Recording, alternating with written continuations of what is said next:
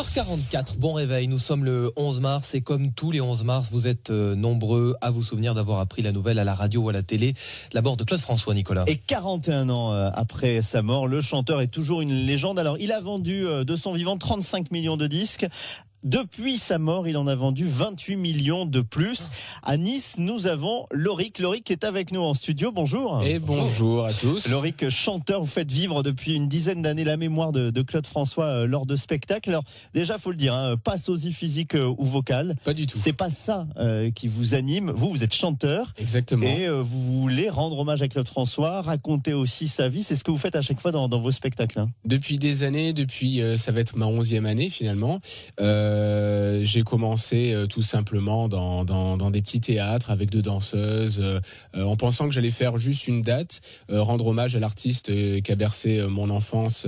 C'est ma mère qui était fan de Clo-Clo, et donc je pensais pas un jour que ça serait une sorte, on va dire, un petit peu de métier, mais de prolongement plutôt de l'hommage que je fais à Claude François. En fait, les seules similitudes, ce sont les vestes à paillettes. Si on vous regarde sur François Claude Azur, on les voit.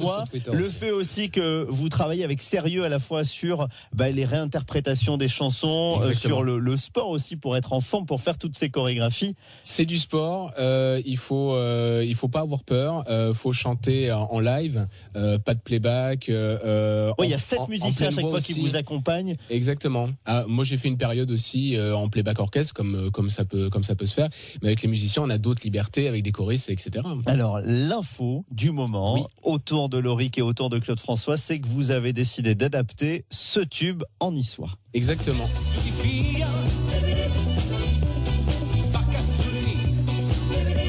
Barca sur le Nil, voilà, c'est l'adaptation entre autres. C'est une rencontre avec Jean-Luc Gague, le monsieur théâtre et culture niçoise de la ville de Nice, qui vous a dit il faut le faire. Vous avez bossé pendant des mois, vous avez dû demander l'autorisation à la famille de Claude François qui gère aujourd'hui ses intérêts. J'ai demandé l'autorisation, j'ai eu quelques échanges aussi mail par rapport à la liqueur plus comme ça, pour respecter vraiment aussi. Ils vous ont accompagné aussi dans la mise en place un tout petit peu. Ils m'ont laissé vraiment cette liberté parce qu'en même temps le but c'est de promotionner la langue niçoise à travers des chansons populaires. Alors cette chanson elle existe, bientôt le clip va être tourné, il faudra nous dire parce que vous aurez besoin de figurants, je crois. Vous voulez tourner le clip ici à Nice, donc on pourra faire partie de l'aventure. Exactement. Mais moi je l'ai entendu au Carnaval de Nice, cette chanson, à fond devant des milliers de spectateurs. Oui, j'ai eu cette chance-là et puis je remercie la ville de Nice et puis l'équipe du Carnaval bien évidemment aussi, les élus aussi qui ont dit allez on y va, il faut absolument que ce titre-là soit mis en avant pour la Parada Nissarda, et donc du coup moi j'étais spectateur, donc je suis allé. Ça a dû vous faire quelque chose, non? Ça fait très bizarre de voir la place Masséna qui danse. Il y en a qui découvrent, il y en a qui disent mais qu'est-ce que c'est que ce truc-là, bien évidemment. Il y en a une adaptation en niçois, et puis tout le monde connaît en français les paroles de cette chanson, et le but bien évidemment c'est que les gens chantent quand même. On ne perd pas les gens parce qu'on chante en niçois. Moi je voyais sur la place Masséna bien évidemment les gens chantent en français par réflexe, parce qu'ils ne connaissent pas encore les paroles. Bientôt ils vont les chanter en niçois. La chanson elle est quoi? Elle est sur internet, on peut la trouver comment aujourd'hui? Il faut encore attendre. Alors on va encore attendre un petit peu parce qu'on voudrait mettre des images avec le fameux clip, et puis on invite aussi. Comment on fait pour justement pour candidater, pour participer au clip? Moi ça m'intéresse. Alors c'est les personnes qui ont vraiment envie de participer à cette expérience-là. Ils peuvent nous envoyer un mail sur alexandrie.leclip@gmail.com, tout simplement, laissant leurs coordonnées, numéro de téléphone, et puis on va voir par rapport aux scènes où on va avoir besoin justement de monde pour tourner. Bon, ça on va mettre ces infos sur francebleu.fr. Juste 2 dates pour qu'on puisse vous voir en concert. Là ce matin on vous voit peut-être sur François Côte d'Azur, on vous entend sur France Bleu Azur. Vos prochains concerts avec votre spectacle consacré à Claude François? Le 6 avril à l'espace culturel L'Altitude 500 à Grasse, et le 6 juillet à Citadelle de la Villefranche, avec toute mon équipe de musiciens aussi qui ont travaillé sur le titre. Et c'est vraiment toute l'équipe. Et puis j'ai la chance d'avoir mon arrangeur aussi, Guillaume Leclerc aussi, qui a bossé dessus. Ouais, c'est avec du sérieux. mon frère aussi. C'est du sérieux, c'est du travail autour des chansons de Claude François. C'est pas pour se moquer, pas de parodie.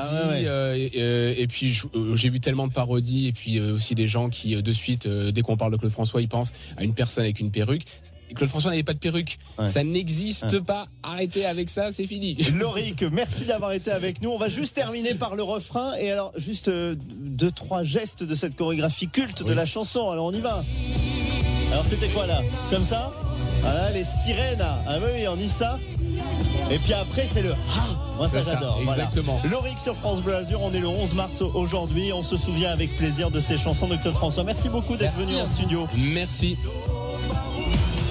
Bonjour Nice, bonjour les Alpes-Maritimes, bonjour la Côte d'Azur. France Bleu Azur vous réveille, c'est France Bleu Azur matin. Vos conditions de circulation, il est 7h50 et en ce moment vous nous signalez une voiture en panne, la voilante est occupée et ça vous gêne dans le contournement de Nice avant le péage de Nice-Saint-Isidore en direction de Cannes et de Nice Centre. Sinon, c'est la pénétrante du Paillon ce matin où il y a le plus de bouchons, on perd près d'une demi-heure et puis en ce moment entre Mougins aussi et le grand rond-point pour accéder à l'autoroute A8 ou à Cannes, là aussi le trafic devient de plus en plus dense. On ira dans les centres-villes et dans les gares SNCF juste avant le journal de 8h. France Bleu Azur matin, Nicolas Mérou, Fabien Fourel. Sur France Bleu Azur, on fait la météo ensemble et Maryse est